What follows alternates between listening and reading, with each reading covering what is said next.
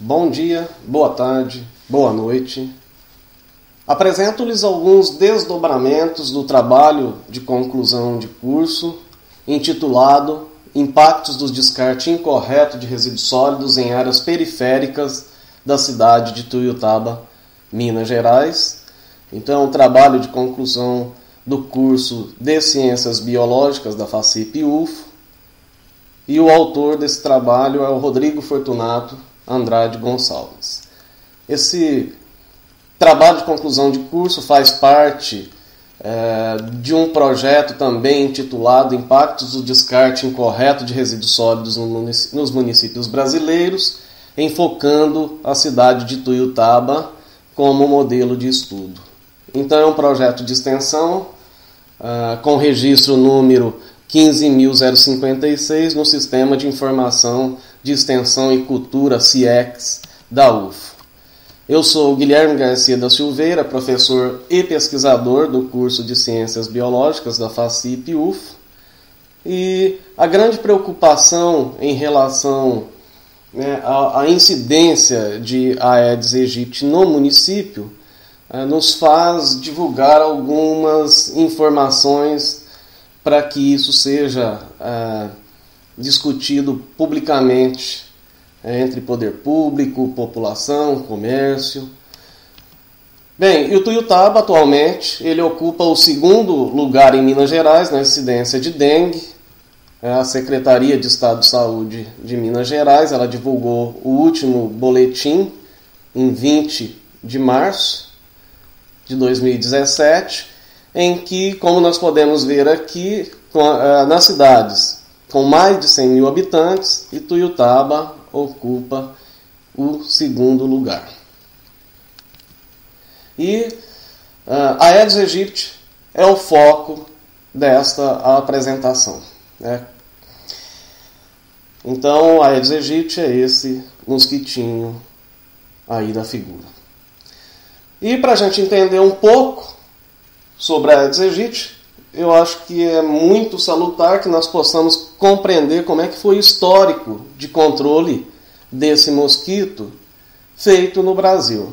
Bom, esse mosquito, ele muito provavelmente chegou aqui no Brasil através dos navios negreiros, e a gente observa um fato muito interessante, que o sanitarista, o médico Oswaldo Cruz, em 1902 até 1907, ele fez uma grande campanha pública, através até de brigadas sanitárias, para a detecção de casos de febre amarela urbana e eliminação dos focos desse mosquito.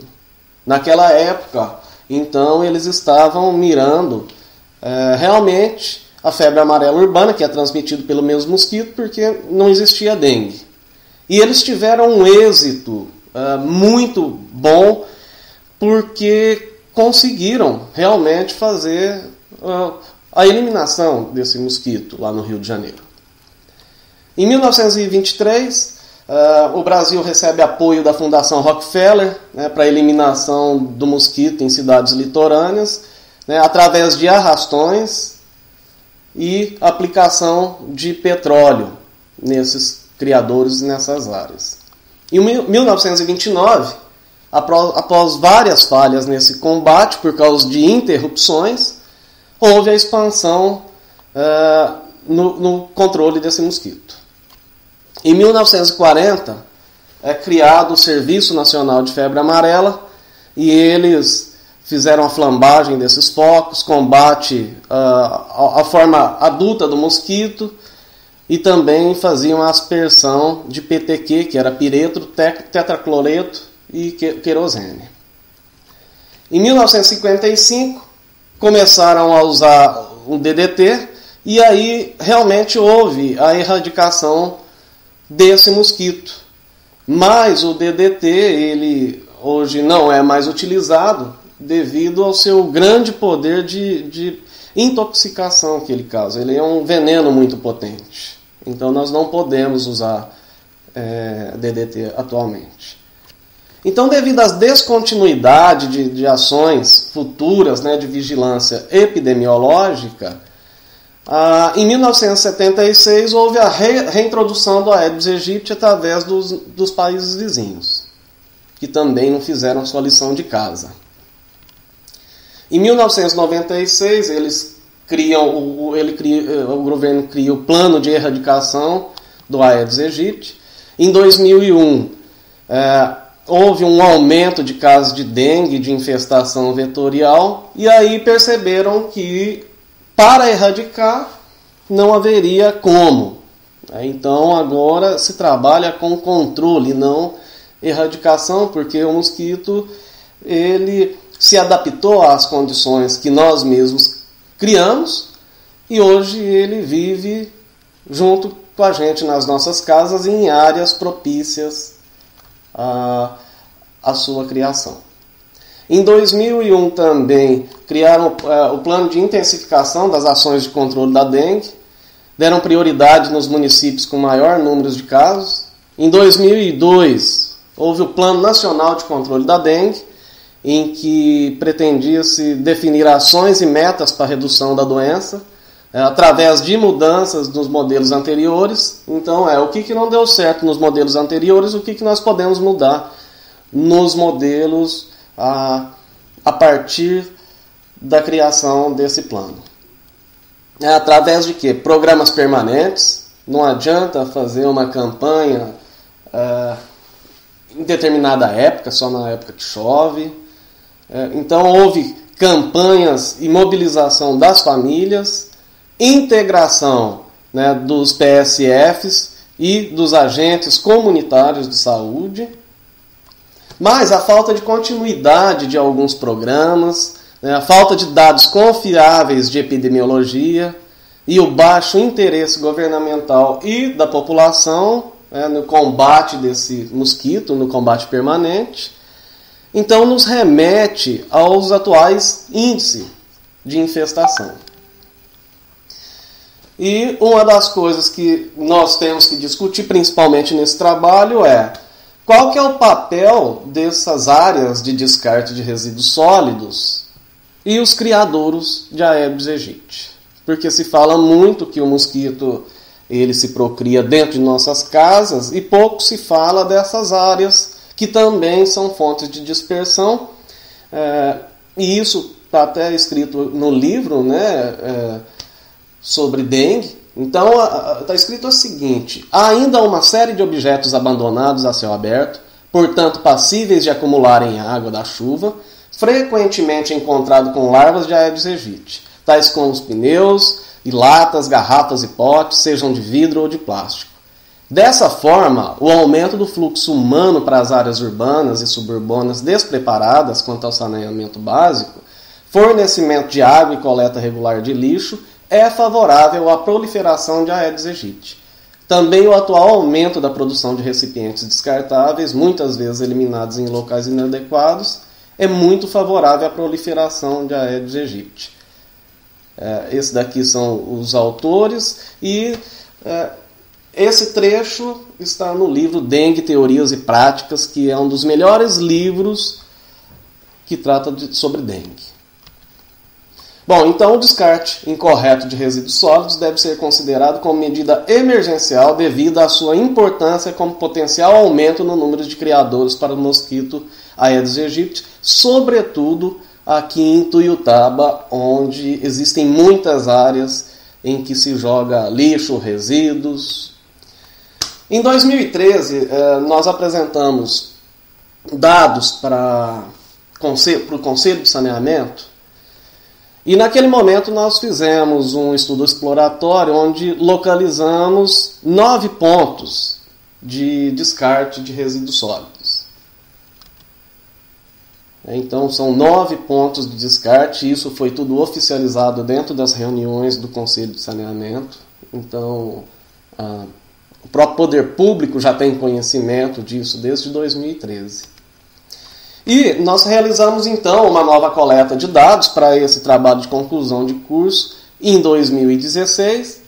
E o resultado que nós temos, ele é extremamente impactante, porque nós localizamos 37 pontos de descarte. Então, um aumento fenomenal nessas áreas, propiciados pela própria desenvolvimento de Tuiutaba, mas também nós temos que enfatizar que isso é devido à falta de gestão de resíduos sólidos no município.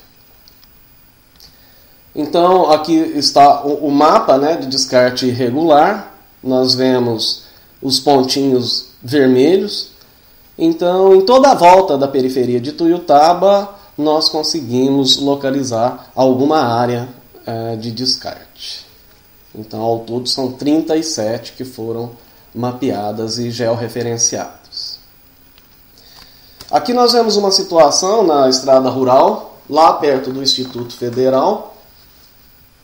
Em fevereiro de 2016, a situação ainda ela continua.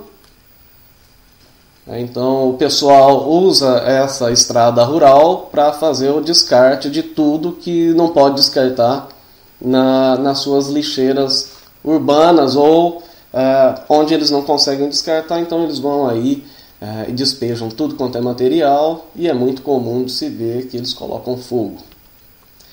Então nós vemos aí, e aqui um lembrete, que a maioria desses resíduos aqui, eles podem ser reaproveitados ou compostados, no caso dos orgânicos, mas a gente joga nessas áreas e isso é o que acontece, né? E quais alguns impactos?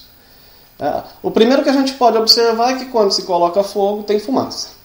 E a fumaça ela é extremamente tóxica, principalmente para aquelas pessoas que têm alguns problemas respiratórios.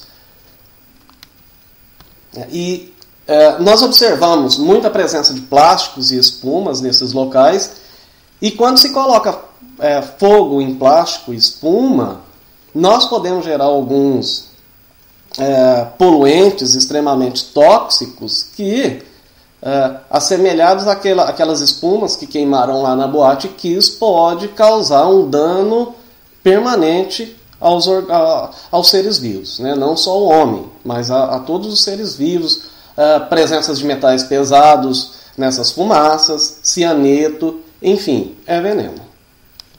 Nós observamos muito pneus, que também podem servir de criadouro para o Aedes aegypti, restos de poda e jardinagem, restos de construção civil, eletrodomésticos, roupas, muitas roupas, peças automotivas e de oficinas, resíduos de açougue, muito provavelmente de açougues clandestinos da cidade, resíduos de frutas, de vegetais, carcaças de animais, mas também nessa área, inclusive neste local aí, já foi descartado, inclusive uma pessoa que foi assassinada, então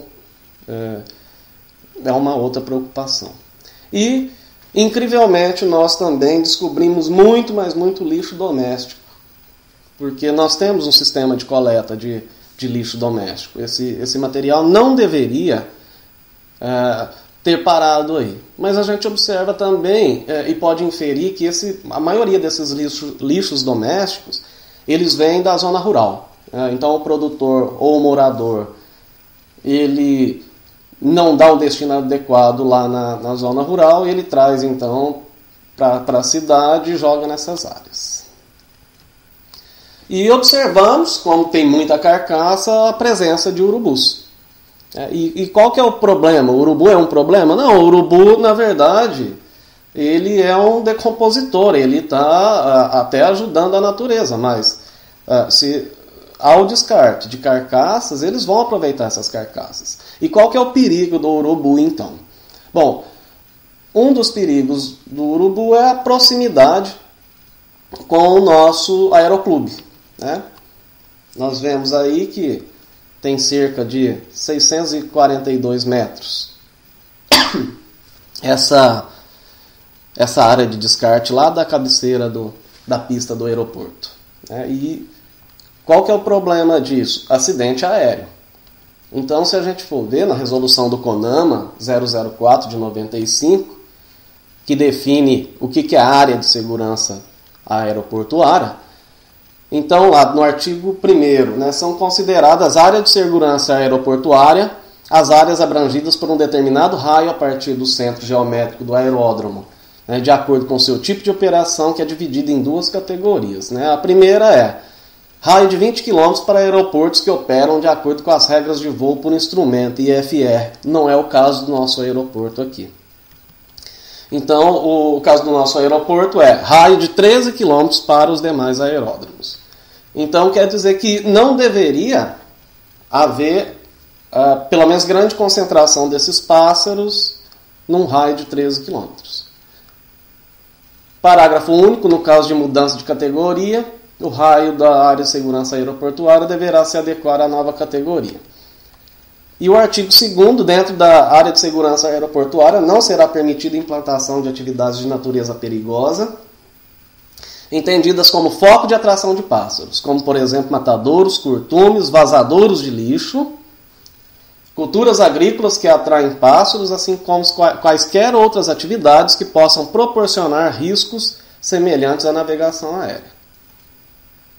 Bem, então é realmente um perigo de haver um acidente, como os aviões eles sempre chegam para pousar ou para decolar numa velocidade bastante alta, pode-se a gente imaginar qual que os efeitos de um urubu bater num avião desse. Nós vemos aí a foto lá perto do Caique, em fevereiro de 2016. É uma situação extremamente lamentável, perto de uma escola. É impensável você ver lixo perto de uma escola, perto dos nossos alunos.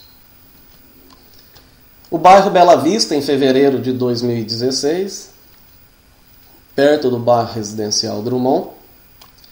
Aqui a estrada para São Lourenço, agora em março desse ano. E nós vemos aqui bastante eletrodoméstico, mas tem de tudo aí também. Todas essas áreas têm de tudo que possa se imaginar. Especialmente nessa área, né, ali ao lado, bem pertinho da Singenta, nós observamos que quando chove muito, esses resíduos e o seu lixiviado, eles são levados diretamente a uma área acima do ponto de captação da SAI, lá no Ribeirão São Lourenço. Então, causando a contaminação da água de abastecimento urbano. Aqui a estrada para Santa Rita, ali do lado do bairro Buritis. Novamente, uma outra área lá perto do aeroporto, mais precisamente na MGC, ao lado da MGC 154. Aqui no bairro São José, nós observamos um grande ferro velho na beira da BR-365. Então dá para imaginar a quantidade de criadouros de mosquito Aedes aegypti que tem aí.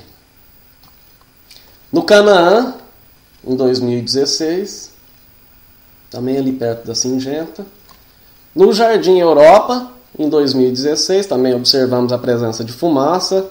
Na verdade, muitas pessoas sofrem com essa área ali, porque o pessoal coloca fogo constantemente e essa fumaça é carreada para dentro do bairro, causando intoxicações. Essa mesma área, em 2017, dá para notar que ela foi limpa pela prefeitura e construíram aí uma barreira para que o pessoal não faça o descarte, mas o pessoal já está fazendo o descarte na própria barreira. Então, o que vai acontecer? Isso não vai acabar.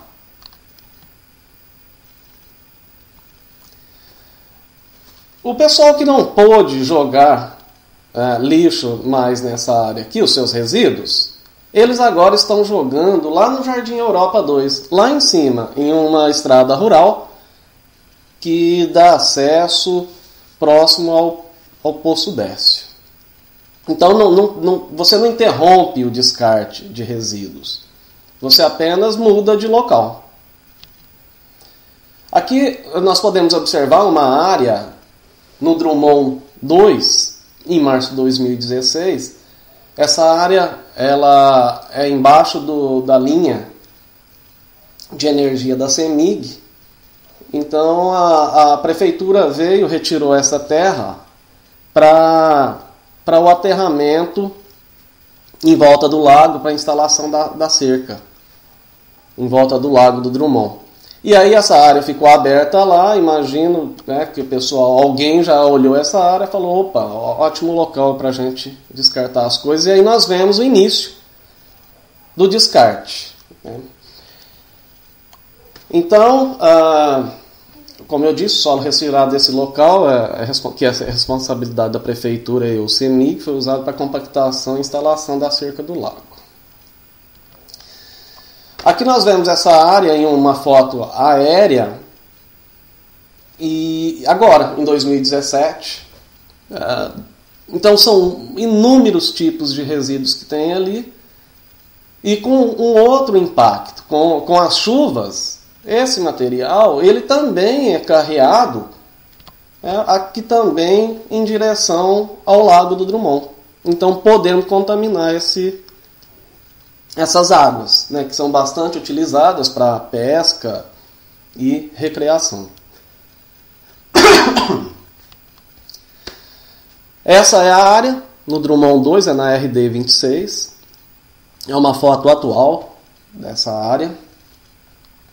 E nós observamos lá no fundo um casal de pedestres. E aí a gente tem que pensar na ambiência, né? O casal de pedestres está lá no fundo. Nós temos que pensar na ambiência. Será que os frequentadores da caminhada estão gostando do odor e da aparência do local? Porque tem muitas carcaças aí também. Nós temos que pensar na ambiência da nossa cidade. Isso é saúde pública. No Drummond 1, na rua RD 19, essa é a situação atual dessa rua. Do lado esquerdo é uma área pública que tem sido mantida sem cuidados, então o mato está muito alto e aí o pessoal aproveita, né, essa barreira de mato alto para fazer o descarte na própria rua. Então aqui nós observamos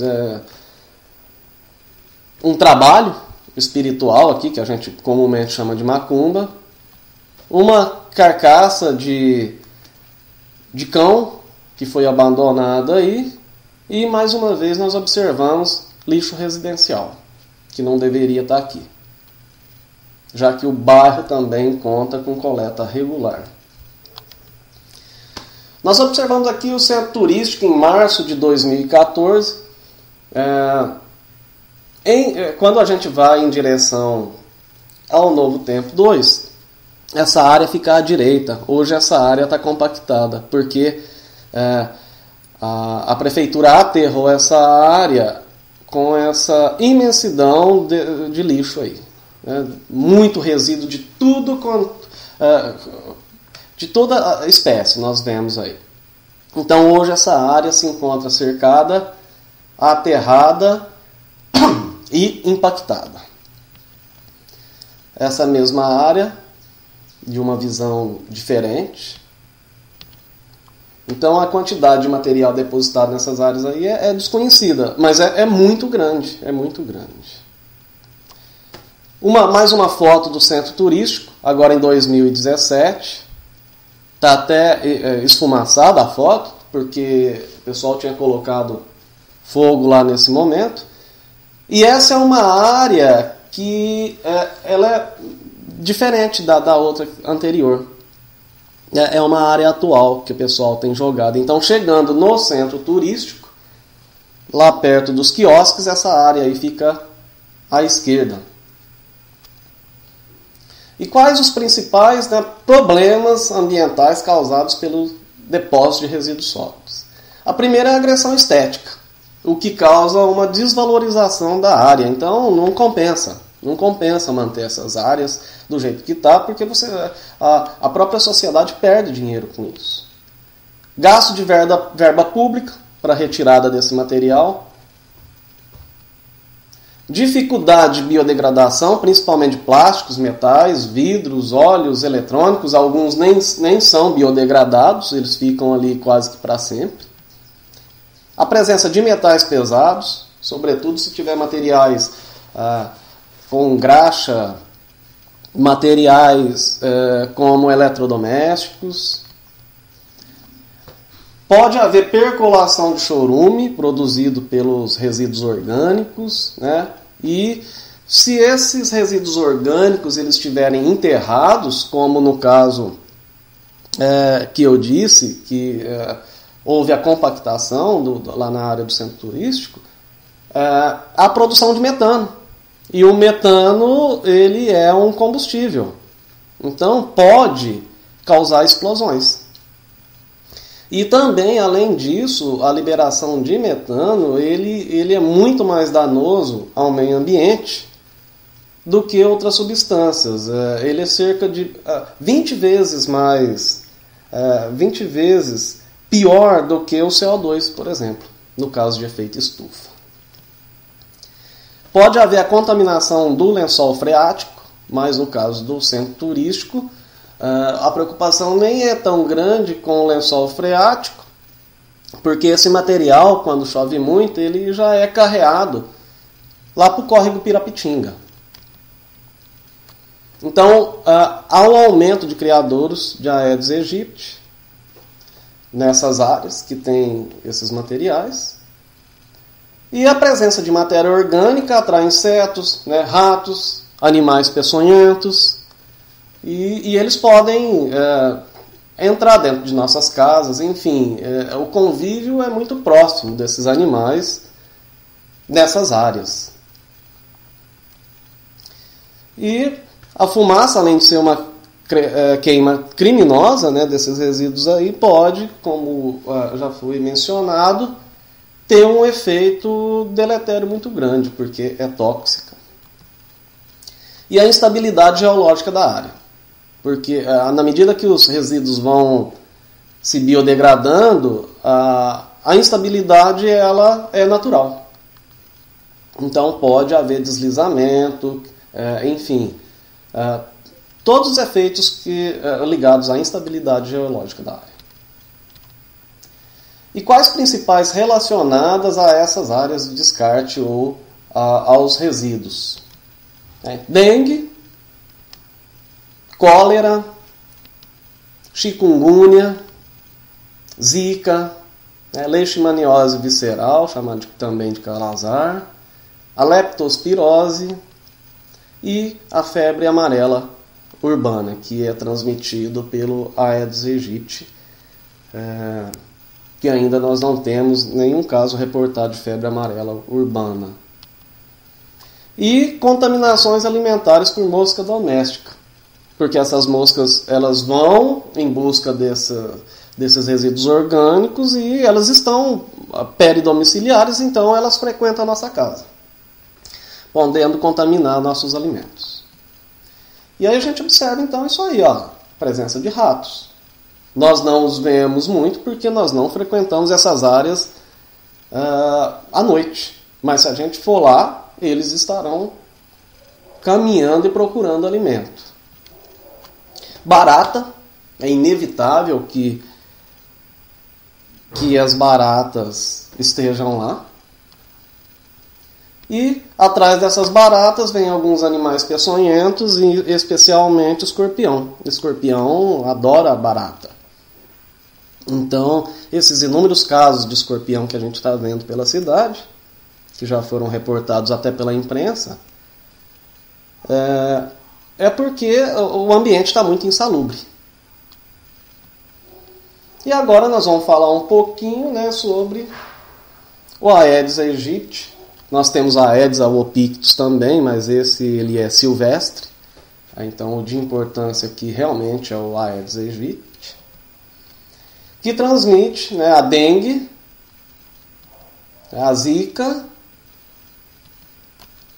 a chikungunya e a febre amarela. Falando um pouquinho sobre febre amarela, a transmissão silvestre ela ocorre através dos mosquitos hemagogos e sábites. A transmissão urbana é feita pelo Aedes aegypti. E em Ituiutaba nós temos o caso do macaco encontrado, né? O macaco encontrado morto, ele estava contaminado com o vírus da febre amarela. Então o vírus já está circulando aqui na cidade. E aí a urbanização desse vírus pode ser uma questão de tempo. Até porque a febre amarela urbana, até porque a cobertura vacinal de Ituiutaba está muito baixa. Bem, a febre amarela ela mata. Nós tivemos até dia 7/3 105 mortes em Minas Gerais. E a cobertura vacinal em Ituiutaba ela é de 50%. Então, precisa melhorar essa cobertura vacinal para controlar o caso da febre amarela. As notificações de dengue em Ituiutaba, nós podemos ver aí, desde o ano 2013, aqui, né, a partir dos dados recebidos através da Secretaria de Saúde, né, nós descartamos, os casos descartados não foram computados. Então, lá em 2013, nós observamos 2.682 casos. No ano de 2014, 591, né, talvez seja um reflexo das poucas chuvas que nós observamos em 2014. E, coincidentemente, no ano de 2015 e 2016, 2.487 notificações somente de dengue em Ituiutaba. Esse é um valor extremamente alto, porque nós estamos falando de um universo de 103 mil pessoas. E o LIRA, né, que é o levantamento rápido do índice de infestação por Aedes aegypti em Ituiutaba, nós podemos observar lá em 2015, então a barrinha azul é de janeiro, a outra barrinha é de março, a barrinha verde ela é de outubro. Então 2015 em janeiro estava em 10,7. É um valor muito alto.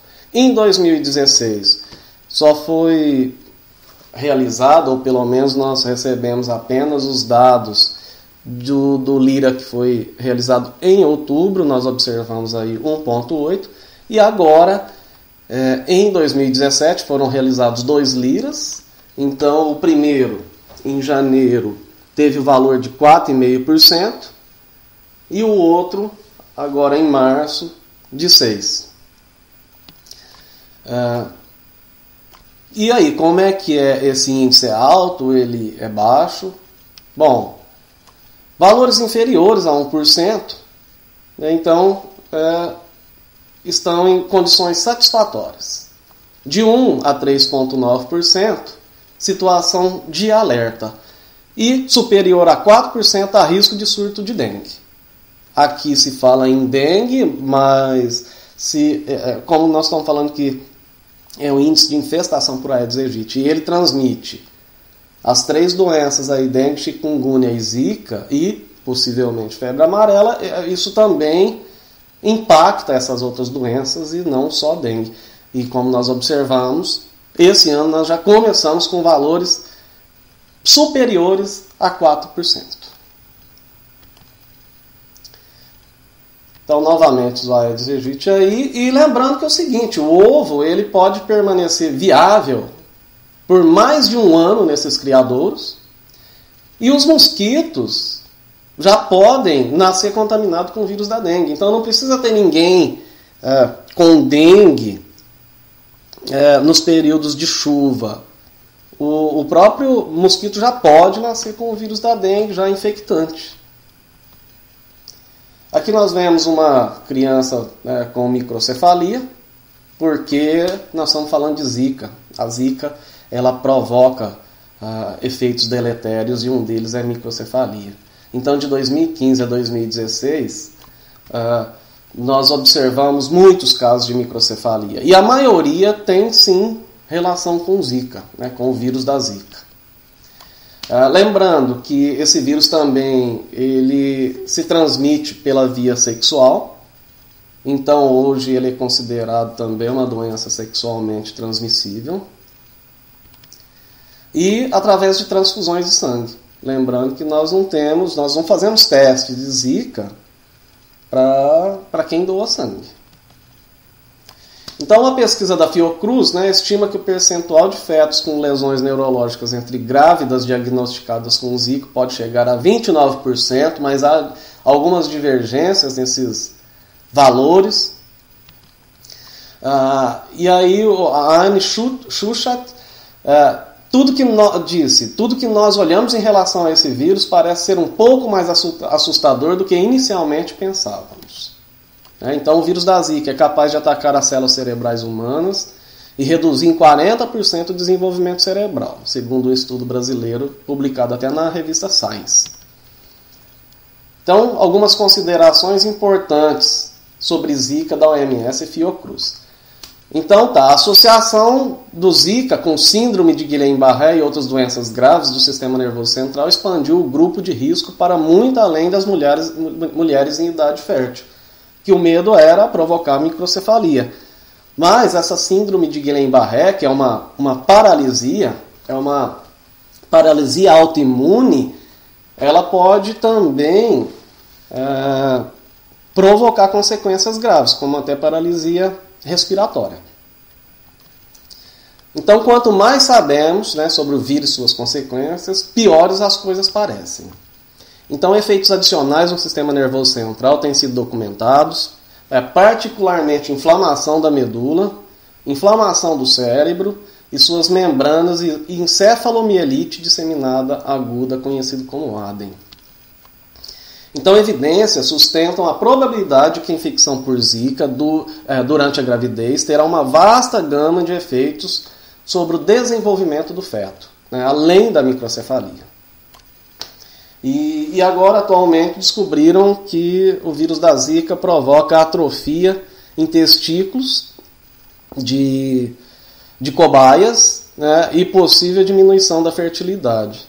Então, pode ser um outro efeito que pode ser, futuramente, pode ser relatado para os humanos também. E lembrando, mais uma vez, que ela também tem transmissão sexual e transfusão sanguínea, E quando não há diagnóstico, você pode transmitir Zika para outras pessoas. A chikungunya. A chikungunya, na verdade, é o vírus da vez, Em Minas Gerais, agora em 2017, tem 3.808 casos prováveis de chikungunya, um aumento em relação ao ano passado de mais de 8 vezes. E ela provoca dores nas articulações, dores terríveis, segundo os relatos, uma incapacidade por vários meses, a pessoa não consegue trabalhar, não consegue se locomover, distúrbios mentais, inflamação cerebral e depressão, porque a pessoa fica em casa. Ela se sente, na verdade ela está incapacitada, Então a pessoa é acometida de depressão, por não poder ter a sua vida normal. E pode até provocar quadros psicóticos e convulsionais. E outros efeitos ainda estão atualmente sendo estudados. Então, os reflexos negativos sobre a proliferação de Aedes aegypti. Então, aumento dos casos de Zika, chikungunya e dengue.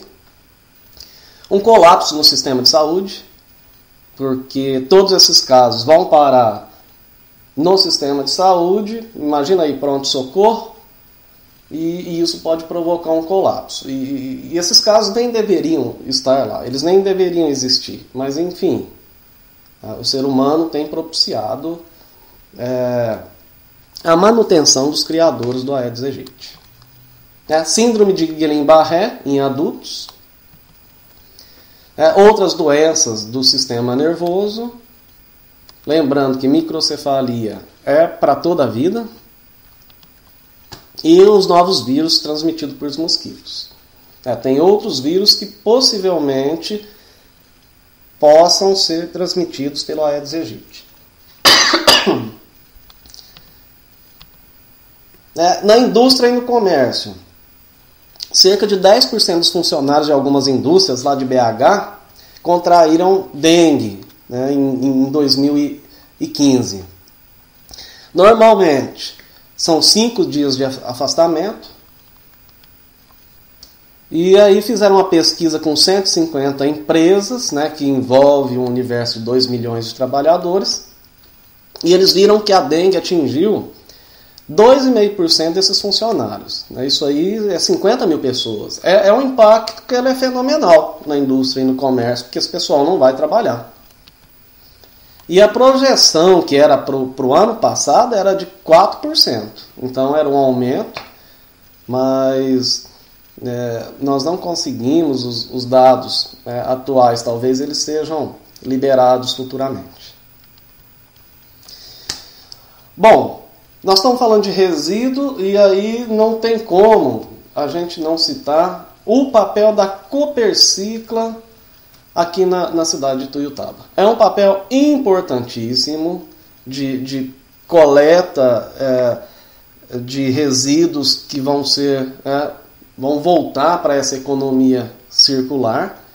Então é de uma importância tremenda, porque evita que esses resíduos vão parar nessas áreas, né, que a gente já viu aí.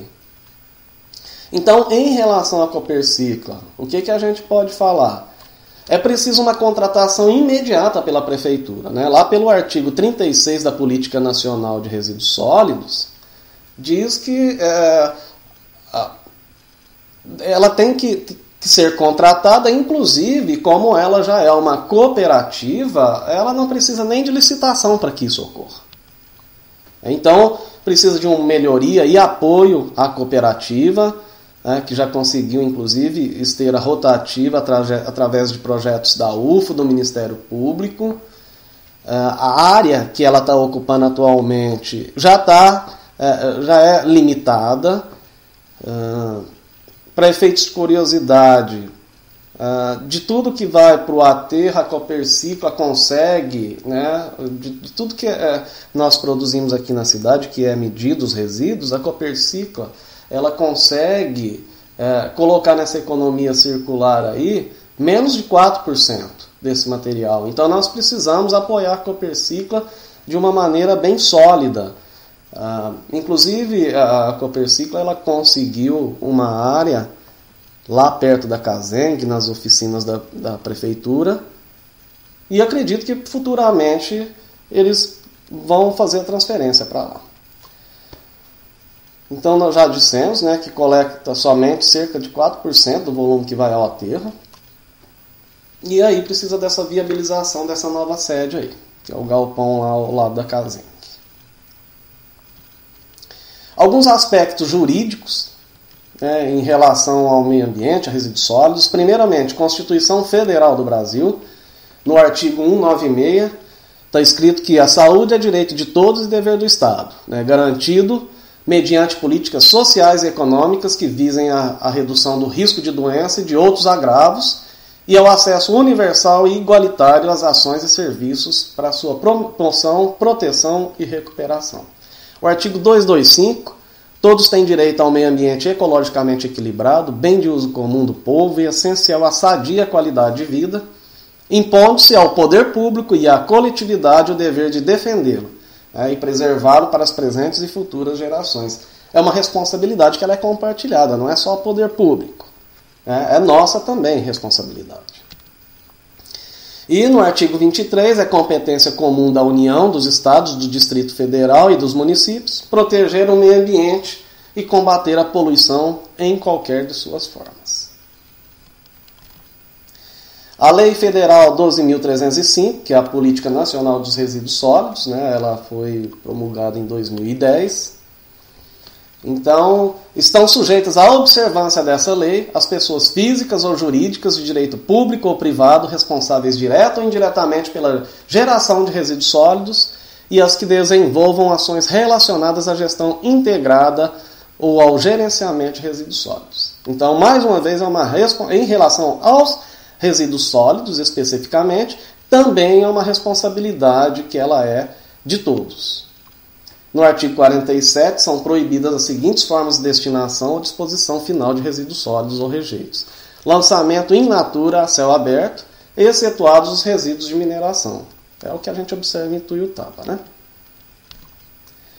No Código de Posturas de Tuiutaba, a Lei 1363 de 1970, está escrito lá, artigo 10, não é permitido lançar quaisquer resíduos, detritos, caixas, envoltórios, papéis, anúncios, reclames, boletins, pontas de cigarros, líquidos, impurezas e objetos em geral, ou cuspir através de janelas, costume, né? Portas e aberturas ou do interior de veículos para passeios ou logradouros públicos. Queimar, mesmo que seja nos próprios quintais, lixo ou quaisquer detritos ou objetos em quantidade capaz de molestar a vizinhança. E o artigo 331 é vedado atear fogos em matas, bosques, capoeiras, lavouras e pastagens ou campos alheios. Ainda sobre o Código de Posturas de Tuiutaba, no artigo 146, é proibido depositar ou descarregar qualquer espécie de lixo, inclusive resíduos industriais, em terrenos localizados nas áreas urbanas e de expansão urbana, mesmo que os referidos terrenos não estejam devidamente fechados. Não pode, simplesmente não pode. A proibição do presente artigo ela é extensiva às margens das rodovias federais, estaduais e municipais, bem como aos caminhos municipais. O infrator incorrerá em multa, dobrada na reincidência. A multa será aplicada pela mesma infração, idêntico valor, a quem determinar o transporte e depósito do lixo ou resíduo e ao proprietário do veículo na qual for realizado o transporte. Então a gente focaliza aí nos mini-fretes que fazem esse tipo de transporte de resíduos.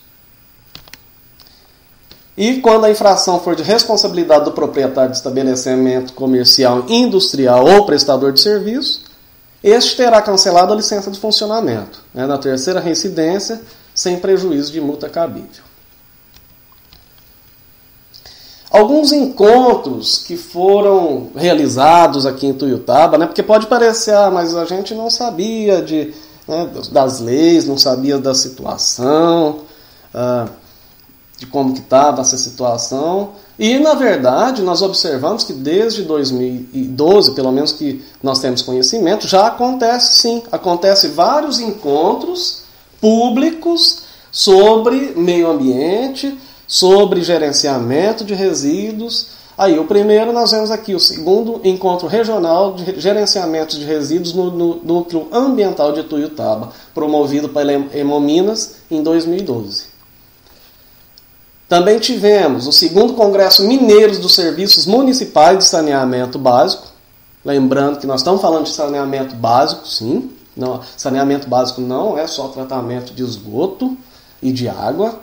Resíduos sólidos está inserido dentro do saneamento básico. Esse foi de 5 a 7 de março de 2013. E aqui as iniciativas promovidas pela plataforma Tuiutaba Lixo Zero. Então, o primeiro encontro municipal de gestão integrada de resíduos sólidos, lá na Câmara Municipal, em 11 de junho de 2014, e foi também a data em que se lançou a revista da plataforma Tuiutaba Lixo Zero, comemorando os 10 anos da coleta seletiva em Tuiutaba. Em 2016, nós tivemos o terceiro encontro regional, também de gerenciamento de resíduos sólidos, promovido pela Hemominas.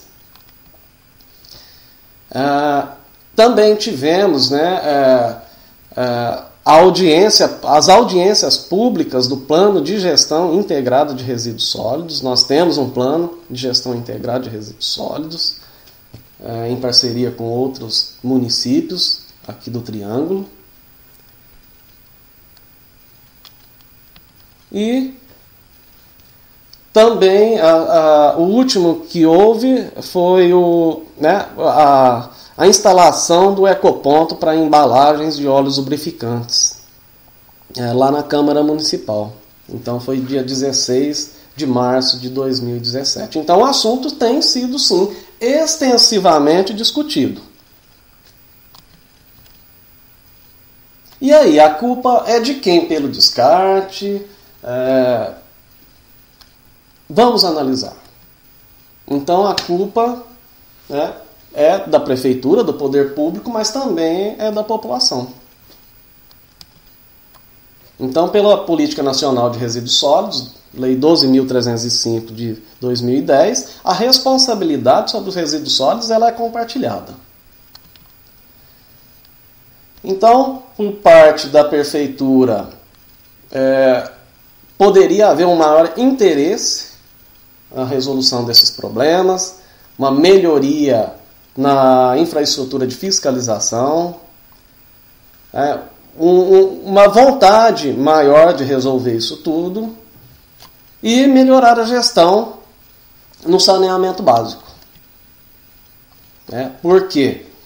Quando a gente investe R$1 em saneamento básico, nós economizamos R$4 com saúde, evitando que as pessoas que são contaminadas, enfim, que sofram os reflexos de doenças em relação ao saneamento básico, cheguem no pronto-socorro. Então a gente economizaria. Precisa haver investimento em ecopontos, não somente de embalagens especiais, mas ecopontos para receber todo e qualquer tipo de resíduo.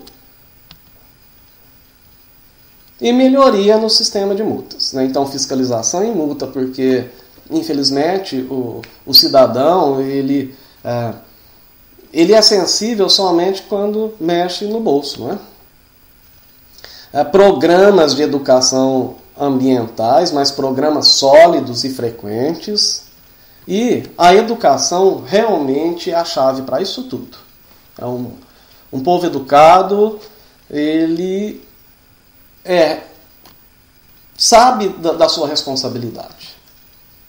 Em relação à população, povo educado e instruído, ele tem mais interesse na resolução desses problemas, ele tem vontade em resolver e em participar do sistema quando ele funciona, ele vai fazer a disposição dos seus resíduos corretamente. E aí, como resolver, então, os problemas do saneamento básico? Primeira coisa, interesse da população, através da educação ambiental. Todos precisam ter interessados em resolver isso aí. Uma gestão eficiente do poder público.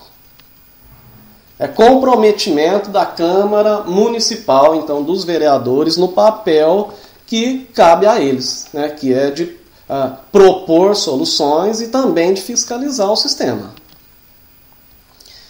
E, no meio disso tudo, a Secretaria de Meio Ambiente, que foi recentemente instalada, ela tem um papel-chave. Porque ela tem que ser a principal mediadora dos problemas ambientais. Ela tem que pegar esse problema para ela. Mas só a Secretaria de Meio Ambiente? Não, de maneira alguma. Precisa da Secretaria de Planejamento, da Secretaria de Saúde, da Secretaria de Obras e a outra importante secretaria-chave, que é a Secretaria de Educação, através de programas de educação ambiental. E aí algumas considerações finais. A situação sobre os resíduos sólidos vem sendo oficializadas por documentos desde 2013, lá no Conselho Municipal de Saneamento, mas vários documentos já chegaram ao prefeito anterior e ao atual, oficializando a situação que a gente encontra, que nós podemos visualizar aqui nesta apresentação. Então, porque não se pode alegar ignorância dessa situação, porque ela já foi realmente oficializada. O ano passado houve a instalação do Comitê de Combate ao Aedes aegypti e suas endemias, mas o poder público perdeu o interesse e esse comitê ele se diluiu no meio das discussões e das eleições municipais, e hoje emergencialmente montaram uma outra iniciativa como essa. Então essa outra iniciativa se chama Ituiutaba Sem Dengue. Né? Aqui está aqui a prefeitura, faz a parte dela, você faz a sua, juntos vamos acabar com a dengue. É a iniciativa atual. Mas, a meu ver, né, na minha humilde opinião como pesquisador, eles estão indo e recolhendo resíduos nas ruas que são retirados de dentro da casa das pessoas. Isso é muito pontual, porque as pessoas vão produzir resíduo novamente. E aí há uma programação mensal de se passar na rua dessa pessoa para recolher esse resíduo, e talvez então a melhor opção seria a construção de ecopontos estratégicos na cidade, onde a pessoa pode ir lá entregar o seu próprio resíduo. Não precisa ficar nem esperando a prefeitura passar em frente de casa, porque pode não acontecer, e além de ser um gasto de dinheiro público fenomenal. Então, é necessário uma gestão e gerenciamento profissional dos resíduos sólidos aqui em Ituiutaba, onde a Secretaria de Meio Ambiente ela terá o papel principal, um papel agregador, entre outras secretarias, e depois focalizando isso para a população, comércio, enfim, para as outras áreas aí. E o envolvimento de todos, da população, da prefeitura, de empresas e de instituições de ensino e comércio. Esse é um problema de todos, afeta a todos. Não adianta falar que afeta só o rico, o pobre. O mosquito Aedes aegypti, ele consegue atingir a todos.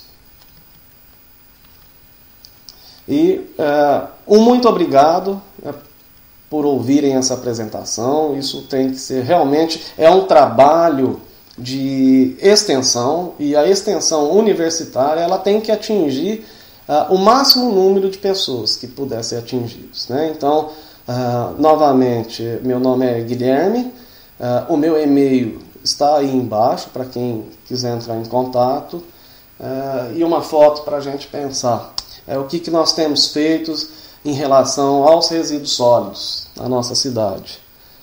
Isso é uma boneca que poderia estar até servindo para outra pessoa brincar, outra criança brincar, mas ela foi descartada em uma dessas áreas aí. Então, é como se a gente descartasse a nossa própria vida nessas áreas, porque é uma situação realmente de saúde pública, e ela tem que ser combatida, mas de uma maneira profissional. Muito obrigado por terem a paciência de escutar essa apresentação.